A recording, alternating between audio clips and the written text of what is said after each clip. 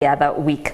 Well, death is never easy. It's never an easy subject to talk about, but we have faith and hope that, you know, there is a life after, and that it doesn't just end here. Today we remember Dede, Derick Mutabazi, who was a fan of the show and a friend to the team here at NTV Sport Nights. So we would like to remember him, and I'll start with Andrew. I know you were quite close with Dede, and of course his death hit you hard. How would you like to remember him? Derick Mutabazi, we call him Dede, of course, big Liverpool fan. And when we were seeing him off, we had quite a number of Liverpool fans clad in their jerseys. For me, it's the manner in which he passed on. Maybe for viewers, Thursday last week, Dede leaves his company where he works, and with 3 other girls, they take a stroll, you know, just walking home, really. So they take Yusufulule, go down Ginger Road, and right at around Transami stretcher, Dede just jogs a bit to go and take a selfie with the girls, saying, oh, it's a nice walk. And as he's taking the selfie, he just continues and falls. And then the girls are wondering, they're like, wait a minute. So they try to, you know, do first aid.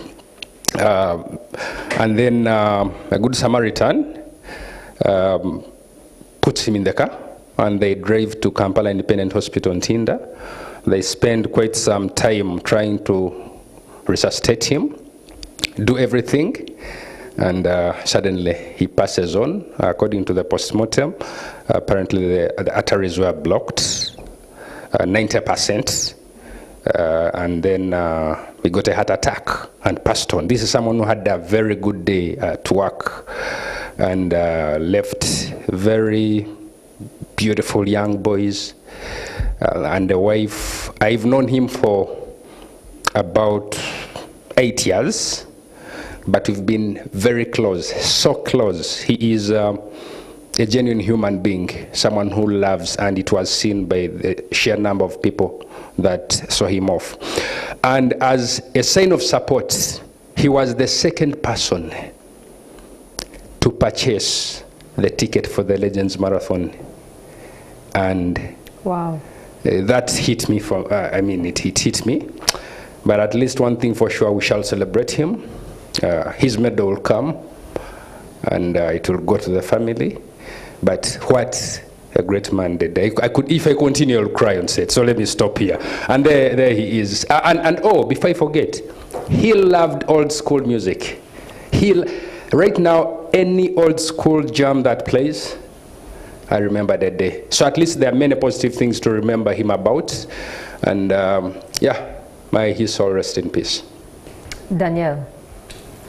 Well, I'm speechless, let me say, but I'll have something to say to pay tribute to Dede. I met Dede in the Liverpool Fans Club, Uganda, UG Corp. It's called UG Corp, brings Liverpool fans together. We party, we attend match days together. We have that brotherly, you know, union always. Each time we are together, like you never walk alone, as the slogan goes for Liverpool Football Club. And I used to be a Liverpool fan, but not part of the club, of the fans club. But when I joined, that was before COVID, 2019, before we lifted baby number 19. That was the 19th UPL trophy, English Premier League trophy. One of the people I met was Dede. And in UG Corp, there used to be 2 factions, should I say. The Milners, those who have supported Liverpool for a long time, and then the Trents, and Dede was a Milner. Most Milners had left the club, the fans club, because, well, they thought there was that young mind around, they had made it in life, and most of them left. But Dede was one of those Milners who stayed and helped us even fall in love with the club more. One of the big Liverpool fans in the country, we have Odwin Subuga. He wrote a tribute on one of his social media pages saying that they loved Liverpool more than even him. But we all can tell that, testify that we came to love Liverpool because of Audrey Nsubuga and how he would throw it, in the face of everyone. And up to now, he still loves the club. But to say that Dede loved it more than him was just, I don't know how to describe that. But anyway, on a personal level, I feel so bad because, like Andrew says, there was a ride one day we had with Dede, and he played old music all throughout. So we were asking him, who are those artists? He was like, these are Atlantic stars. So I remember some of the songs were playing. Personally, I was overwhelmed by his death. It was so painful. It is a huge blow to UG Corp because that is the second person we are losing in a space of 3 weeks. We went to bury Patrick Lubega with Dede himself, and I had a personal chat with him, and he was saying, you know what, Daniel, Fenari Kubo, I'm so saddened that he is gone right now and he's not with us, and I don't know. But one thing I have to say is that I decided to celebrate him and say, God, I'll glorify you for Dede. For Dede's life. Yes, exactly. Okay, before Isma, we have to go to Clive, who is moving. Clive, how would you remember Dede? One of those people that we get to meet in our line of duty or the nature of our job, and they become a part of your job. On any other day, he's one of those people that we've come to get to know in our jobs that would easily pass to be a sports journalist. Yet he was just somebody who was very passionate about sports and followed sports religiously. But because of that connection, anyone would get comfortable to discuss any kind of sport with him, be it local, be it international. He was that kind of person.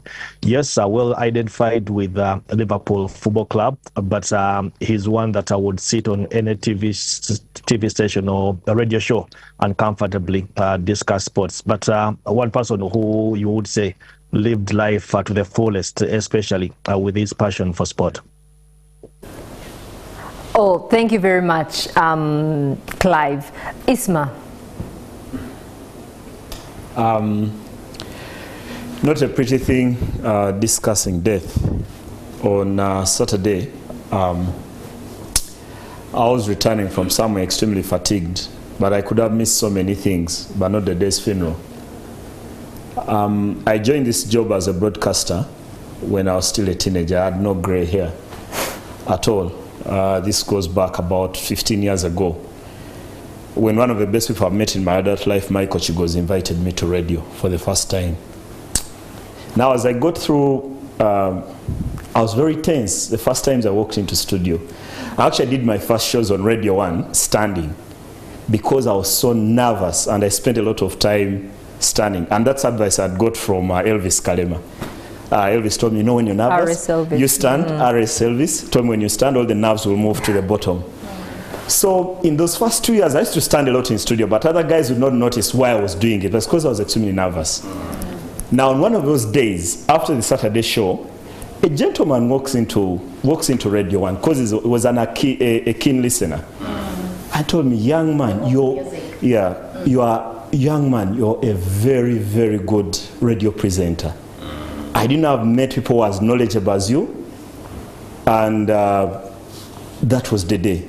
That's the first time I met him. I think maybe I was about 2 years out of university, still not knowing whether to spend my 5,000 on a Rolex or to save it on land.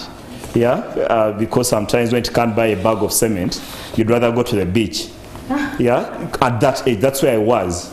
And from then on, Dede became my friend. Now, as I grew older, I had a chance to live in the same neighborhood with him because I lived in Chira at some point where Dede lived.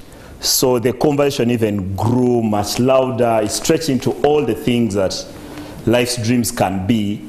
And he would give you, when you're there thinking, it's like, that little money, if you put some of this aside, there'll be something out of it over time. And he used to tell me that thing about if you save money today, it will save you tomorrow. And many a time you always think, okay, I need to get 10 million to save $1 million. They always say, if you have 20,000, if you have 200,000, save 20,000 now. And that was the kind of person. So he went beyond being a fan, because what we call fans, okay, radio listener, I'm not really skewed by that word fan, but a listener who has followed me from the first time I walked into that studio shaking, I think around August or September in 2009, to a person who I got to know. We live in the same neighborhood, had a lot of conversations. I got to learn about their children when they were babies. So when I was seeing them on Saturday without their father, it struck me in a way that I could not imagine. It was very, very difficult, and to imagine he was 49 when he died, and I've known him for a large part of the past 15 years, and that is largely because he got interested in what I was doing, and it took, I was always thinking, okay, this guy listens to radio from somewhere. I think at the time he was still building his house in Chira, but took the time to travel from wherever I was, maybe in Tinda, to come to Radio 1 just to meet me. There's only two people. There's of course several other listeners who have come, but there's two people who have come to radio to meet me because they've heard me speak. That is Dede and Hamson Obua. The two people who have come. So when I thought about it, I was thinking, rest in peace, Dede. Okay, indeed, may his soul rest in peace, and our thoughts are with his family, especially his children. We have to go to Clive now. I'm told they are calling your boarding pass.